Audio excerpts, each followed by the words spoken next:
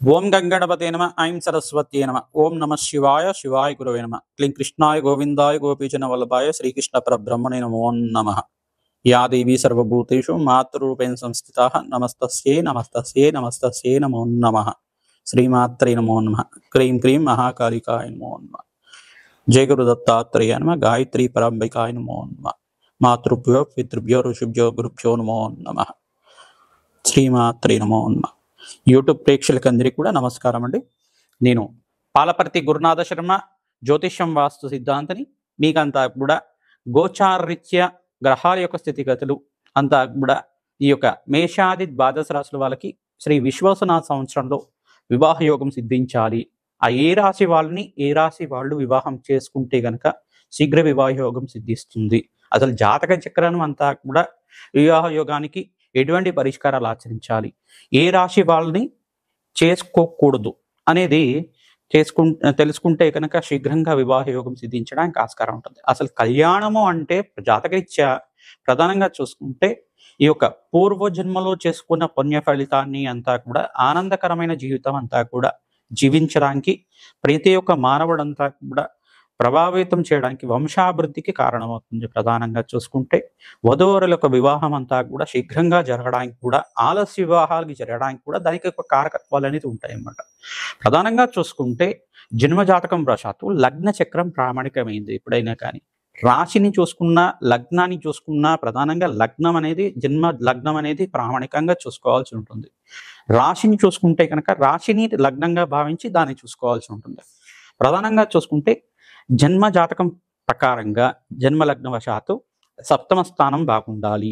ప్రధానంగా సప్తమాధిపతి యొక్కరంగా ఉండాలి, మరియు ద్వితీయాధిపతి యొక్కరంగా ఉండాలి. అష్టమ స్థానంలో పాపగ్రహాల యొక్క కలయిక ఉండకూడదు, ఈ యొక్క దుష్ట గ్రహాలు అనేది ఉండకూడదు. ప్రధానంగా అంటే పాపగ్రహాలు ఉండకూడదు అక్కడంతా కూడా. ప్రధానంగా షష్టాష్టకాలు అనేది వివాహానికి చేయకూడదు అని చెప్పేసి అంటారు. రాశి నుంచి చూసుకుంటే షష్టమ రాశి పనికిరాదు, అష్టమ రాశి పనికిరాదు.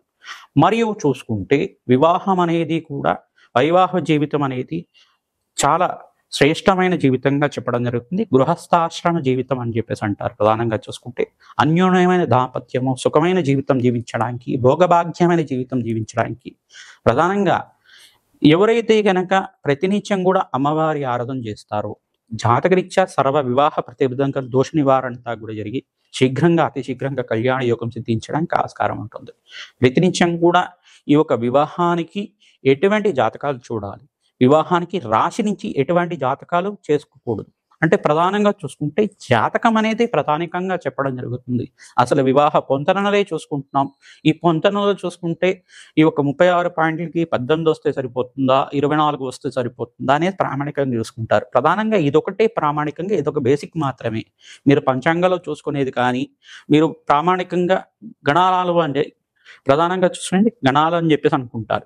ఈ యొక్క మేలాపకం అంతా కూడా చూసుకుంటే ప్రధానంగా ఈ యొక్క 24 గుణాలంతా కూడా కేంద్రంగా యోగకరంగా ఉండాలి. 21 గుణాలకి కనీసం దానికంతా కూడా 80% అంతా కూడా రావాల్సి ఉంటుంది. అట్లా వివాహ యోగం చేసుకుంటే కనుక ఆ యొక్క అన్యోన్యమైన దాంపత్యం స్థిరంగా ఉంటుంది. అష్టైశ్వర్య భోగభాగ్యాలు స్థిరనివాసంగా ఉంటాయి. మహాలక్ష్మి కటాక్షం కలుగుతుంది. అఖండమైన దీర్ఘ సుమంగళ యోగం సిద్ధిస్తుంది.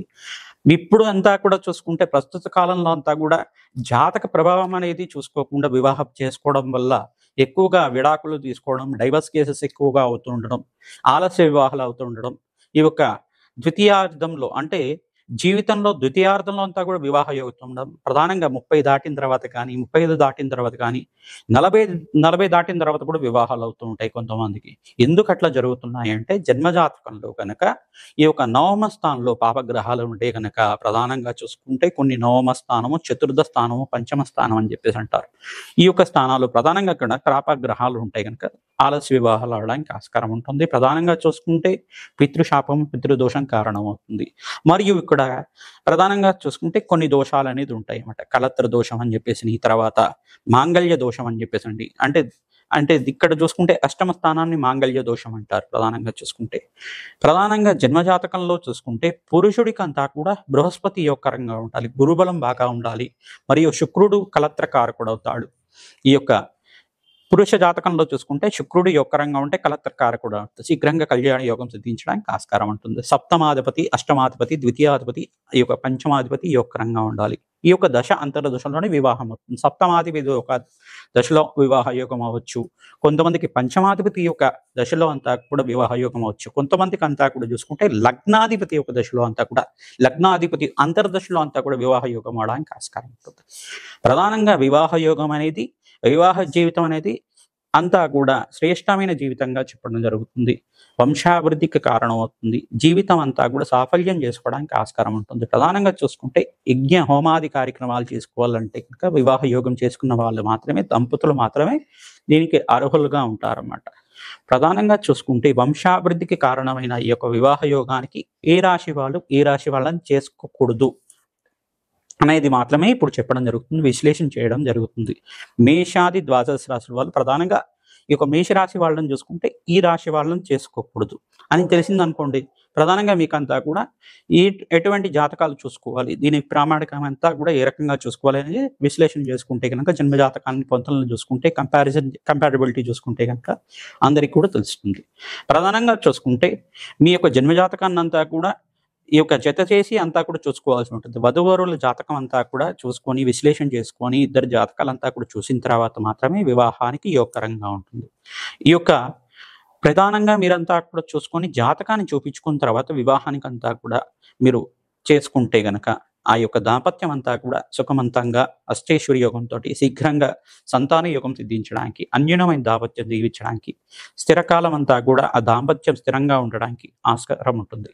ప్రతినిత్యం కూడా మంగళగౌరి దేవి ఆరాధన చేసుకోవడం, సువాసిని అక్షవిధానం చేసుకోవడం, శివపార్వతుల కళ్యాణం ఆచరించడం, సుబ్రహ్మణ్య స్వామి కళ్యాణం ఆచరించడం వల్ల అతి శీఘ్రంగా కళ్యాణ యోగం సిద్ధించడానికి ఆస్కారం ఉంటుంది. మీ జాతకంలో వివాహ యోగం ఎప్పుడవుతుంది, ఏ రకంగా శాంతి పూజలు ఆచరిస్తే కనుక వివాహ యోగం సిద్ధిస్తుంది అనేది మమ్మల్ని సంప్రదిస్తే కనుక మీకు అంతా కూడా విశ్లేషణ చేసి దానికంతా కూడా పరిష్కారం చెప్పడం జరుగుతుంది. శీఘ్రంగా వివాహ యోగం సిద్ధించాలి అని చెప్పేసి అంటే కనుక ప్రతినిత్యం కూడా అమ్మవారికి పసుపు కొమ్ములతో మీరంతా కూడా మాలని వేసుకోవడం అష్టైశ్వర్య యోగం సిద్ధించడానికి ఆస్కారం ఉంటుంది. పసుకొమ్మల మాలంతా కూడా అమ్మవారి మెడలో హారంగా చేసి మీరంతా కూడా ఈ యొక్క అలంకరణ చేస్తూ ఉంటే కనుక ప్రతినిత్యం మంగళవారం, గురువారం, శుక్రవారం రోజున ఈ యొక్క పసుకొమ్మల మాలనంతా కూడా హారంలాగా చేసి వేస్తూ ఉంటే కనుక అతి శీఘ్రంగా కళ్యాణ యోగం సిద్ధించడానికి ఆస్కారం ఉంటుంది. ఆడించిన పసుపుని కానీ, ఆడించిన కుంకుమ కానీ దేవాలయ ప్రాంగణంలో దానంగా ఇస్తూ ఉండాలి. మంగళవారం రోజున కానీ, శుక్రవారం రోజున కానీ, గురువారం రోజున కానీ, ఆదివారం రోజున కానీ ఈ యొక్క పసుపు కుంకుమ అంతా కూడా దానంగా ఇస్తూ ఉండాలి దేవాలయ ప్రాంగణంలో. తద్వారా శీఘ్రంగా కళ్యాణ యోగం సిద్ధించడానికి ఆస్కారం ఉంటుంది. మేషాది ద్వాదశ రాశుల వాళ్ళు వివాహ యోగానికి ఏ రాశుల వాళ్ళని చేసుకోకూడదు అంతా కూడా ఇప్పుడు విశ్లేషణ చేయడం జరుగుతుంది, అంతా కూడా తెలుసుకుందాం. కర్కాటక రాశి జాతకులకి ఈ రాశి వాళ్ళ అంత అనుకూలత కాదు. ఏ రాశి వాళ్ళని చేసుకుంటే వివాహ యోగం అవుతుందో తెలుసుకుంటున్నాం. ఏ రాశి వాళ్ళని చేసుకోకూడదో కూడా విశ్లేషణ చేయడం జరుగుతుంది. ప్రధానంగా ఎందుకు కారణాలు కూడా చెప్పడం జరుగుతుంది. కర్కాటక రాశి జాతకులు ఈ రాశి వాళ్ళని వివాహం చేసుకోకూడదు, తద్వారా మీకు మంచి జరుగుతుంది. ఎందుకు జరుగుతుంది అని చెప్పేసి అంటే లోతైన విశ్లేషణ చేసుకుంటే గనక ఇటువంటి జాతకాలను వివాహం చేసుకోవడం వల్ల తరచుగా మీకు అంతా కూడా మనస్పర్ధలు రావడానికి ఆస్కారం ఉంటుంది. ప్రధానంగా చూసుకుంటే కర్కాటక రాశి జాతకులు స్వరాశి అయిన కర్కాటక రాశి జాతకుల్ని వివాహం చేసుకోకూడదు. ఎందుకు చేసుకోకూడదు అంటే దశానాథుడు మహార్దశ అంతా కూడా ఒక్కటే ఉంటుంది. మీకు అంతర్దశలు అంతా కూడా గ్రహాలు యొక్కరంగా లేకుండా, గోచార రీత్యా గ్రహాలు యొక్కరంగా లేకపోయినా, ప్రధానంగా శనీశ్వరుడు, బృహస్పతి, శుక్రుడు, అంగారకుడు యొక్కరంగా లేకపోయినా, సప్తమాధిపతి యొక్కరంగా లేకపోయినా ఈ యొక్క స్థితి అంతా కూడా అనుకూలత ఉండదు అన్నమాట. జన్మజాతకంలో మిత్రత్వం ఉండదు, తద్వారా వివాహ యోగానికి అనుకూలత కాదు అని చెప్పేసి విశ్లేషణ చేయడం జరుగుతుంది. కొన్ని ప్రత్యేకమైన సందర్భాల్లో మాత్రమే చేయొచ్చు, పాదవేదాలతో చేయొచ్చు అని చెప్పేసి అంటారు. జాతకాన్ని లోతైన విశ్లేషణ చేయాల్సి ఉంటుంది. ఆలస్య సంతానం రావడం కానీ, ఈ యొక్క హెల్త్ ఇష్యూస్ రావడం కానీ, ఆర్థికమైన సమస్యలు రావడం కానీ ఆస్కారం ఉంటుంది. ప్రధానంగా చూసుకుంటే ద్వితీయ స్థానం కర్కాటక రాశి నుంచి ద్వితీయ స్థానం సింహరాశి జాతకులను కూడా అంత అనుకూలత ఉండదు అన్నమాట. కర్కాటక రాశి జాతకులకి సింహరాశి జాతకులు కూడా మిత్రత్వం ఉండదు, అంతే అనుకూలత కాదు అని చెప్పేసి చెప్పడం జరుగుతుంది. ఎందుకు అనుకూలత కాదు అని చెప్పేసి అనుకుంటే కనుక గ్రహమైత్రి ఉన్నప్పుడు కూడా దశ యోగం ఉండదు అన్నమాట. ద్వితీయ వ్యయస్థానాలు అంత అనుకూలత ఉండదు అన్నమాట. మైత్రత్వం ఉండదు, అన్యోన్య దాంపత్యం ఉండదు, తరచుగా గొడవ పడుతూ ఉండడం, మనస్పర్ధలు రావడం కానీ, శనీశ్వరుడు అనుకూలత ఉండదు. ప్రధానంగా చూసుకుంటే కొన్ని రాశుల వాళ్ళకి అనుకూలత ఉండదు. ఎందుకు సప్తమాధిపతి శనీశ్వరుడైనా కాబట్టి ఇక్కడ సూర్య భగవానుడు శనీశ్వరుడికి అంత మిత్రత్వం ఉండదు, వైర్యం ఉంటారు కాబట్టి అందుకని చెప్పేసి అనుకూలత ఉంటుందన్నమాట. ప్రధానంగా వ్యయ స్థానం అంతా కూడా చూసుకుంటే మిథున రాశి కూడా అంత యోగకరం కాదు. 12వ స్థానాది రాశి అయినా ఈ యొక్క కర్కాటక రాశి జాతకులకి అంతా కూడా మిథున రాశి అంతా కూడా అంత అనుకూలత కాదు అని చెప్పేసి చెప్పడం జరుగుతుంది. ఎందుకు అనుకూలత కాదు అంటే మిథున రాశి అధిపతి బుధుడు కావున, మరియు కర్కాటక రాశి అధిపతి చంద్రభగవానుడు కావున మిత్రత్వం కుదరదు అన్నమాట. తద్వారా అనుకూలత ఉండదు అని చెప్పేసి చెప్పడం జరుగుతుంది. ప్రధానంగా చూసుకుంటే ఈ యొక్క మూడో రాశి అంతా కూడా చూసుకుంటే కన్యా రాశి కూడా అంత అనుకూలత ఉండదు. కొన్ని ప్రత్యేకమైన సందర్భాల్లో మాత్రం ఈ వివాహానికి అనుకూలత ఉంటుంది అని చెప్పడం జరుగుతుంది. మరియు సప్తమ స్థానం అంతా కూడా అంత అనుకూలత ఉండదు. సప్తమ రాశి ఏమైతుందంటే మకర రాశి అవుతుంది. మకర రాశి కూడా అంత అనుకూలత ఉండదు. అందుకే సప్తమాధిపతి శనీశ్వరుడు అయినాడు. శనీశ్వరుడు మరి అష్టమాధిపతి కూడా శనీశ్వరుడు అయినాడు. కొన్ని ప్రత్యేకమైన సందర్భంలో మాత్రమే అనుకూలత ఉంటుంది. ఎక్కువ శాతం సప్తమాధిపతి అంత అనుకూలత కాదు అని చెప్పేసి తెలియడం జరిగింది. ఈ యొక్క జాతకులంతా కూడా ఈ రాశి వాళ్ళని వివాహం చేసుకోకుండా మంచి జాతకాలు చూసుకొనేసి ఈ వివాహానికి అంతా కూడా లోతైన విశ్లేషణ చేసుకొని వివాహానికి అంతా కొనుక్కుంటే అతి శీఘ్రంగా కళ్యాణ యోగం సిద్ధించడానికి, మీకు అన్యూన్యమైన దాంపత్యము, సుఖమైన జీవితము, సుఖమైన సంసారం కలగడానికి, భోగభాగ్యమైన సుఖ జీవితం, రాజ్య భోగాలు కలగడానికి ఆస్కారం ఉంటుంది. వంశాభివృద్ధి కలగడానికి ఆస్కారం ఉంటుంది. శాశ్వతంగా మీ జీవితం అంతా కూడా ఆనందంగా ఉండడానికి ఆస్కారం ఉంటుంది. ఎటువంటి కష్టాలు, ఇబ్బందులు అంతా కూడా లేకుండా, విఘ్నాలంతా కూడా లేకుండా ఆనందమైన జీవితం జీవించడానికి ఆస్కారం ఉంటుంది. ప్రతినిత్యం కూడా అమ్మవారి ఆరాధన చేయండి. ప్రతినిత్యం కూడా శివపార్వతుల కళ్యాణం ఆచరించండి. సీతారాముల కళ్యాణం ఆచరించండి. ఈ యొక్క వెంకటేశ్వర స్వామి కళ్యాణం అంతా కూడా ఆచరించడం వల్ల అతి శీఘ్రంగా కళ్యాణ యోగం తీర్చడానికి ఆస్కారం ఉంటుంది. బగ్లాముఖి శాంతి హోమాది కార్యక్రమాలు, మేధా దక్షిణమూర్తి దత్తాత్రేయ హోమాది కార్యక్రమాలు, కాలభైరవ శాంతి హోమాది కార్యక్రమాలు, వటుకు భైరవ శాంతి హోమాది కార్యక్రమాలు ఆచరించడం వల్ల మీకంతా కూడా అతి శీఘ్రంగా కళ్యాణ యోగం సిద్ధించడానికి ఆస్కారం ఉంటుంది. వారాహిదేవికి కూడా విశేషంగా పూజ చేయడం వల్ల ఎటువంటి కష్టాలున్నా కానీ తీరిపోతాయి. తద్వారా మీకంతా కూడా అతి శీఘ్రంగా వివాహ యోగం సిద్ధించడానికి జన్మజాతకమే ప్రధానమైన జాతకంగా ఉంటుంది. విశ్లేషణ చేసుకొని మీరంతా కూడా పరిష్కారం చేసుకోవడం వల్ల అతి శీఘ్రంగా కళ్యాణ యోగం సిద్ధిస్తుంది.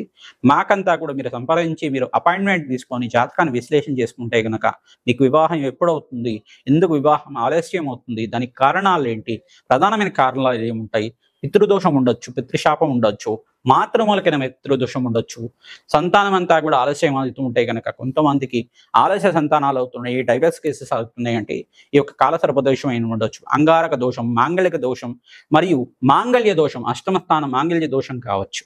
ఇటువంటి దోషాలంతా కూడా అయి ఉండొచ్చు. కానీ ఏది ప్రామాణికం అనేది జన్మజాతకం చూసుకొని విశ్లేషణ చేసుకుంటే మాత్రమే తెలుస్తుంది. తద్వారా పూర్వజన్మ కర్మ సిద్ధాంతాన్ని బట్టి ఈ జన్మలో చేసుకున్న మీరు యొక్కరమైన జీవితం జీవించడానికి ఎటువంటి పరిష్కారం ఆచరించాలని తెలుసుకోవడం జరుగుతుంది. ఈ యొక్క పూర్వీకులు చేసిన శాపాల వల్ల కూడా వివాహం ఆలస్యం అవుతూ ఉంటాడు. ప్రధానంగా పితృదోషం అనేది పితృశాపంగా పరిణించి మీకు ఆలస్యంగా వివాహం అవుతూ ఉండడం ఇదొక కారణంగా చెప్పడం జరుగుతుంది. కొంతమంది ఎన్ని సంబంధాలు చూస్తున్నా కానీ వివాహం ఆలస్యం అవుతుందంటే వాళ్ళకి జాతకంలో ప్రతిబంధకాలు ఎక్కువ ఉన్నాయని చెప్పేసి తెలుసుకోవడం జరుగుతుంది. ఇటువంటి శాంతి హోమాది కార్యక్రమాలు చేసుకుంటే మీకు మంచి కళ్యాణ యోగం సిద్ధిస్తుంది. ఆనందమైన జీవితం జీవించడానికి ఆస్కారం ఉంటుంది.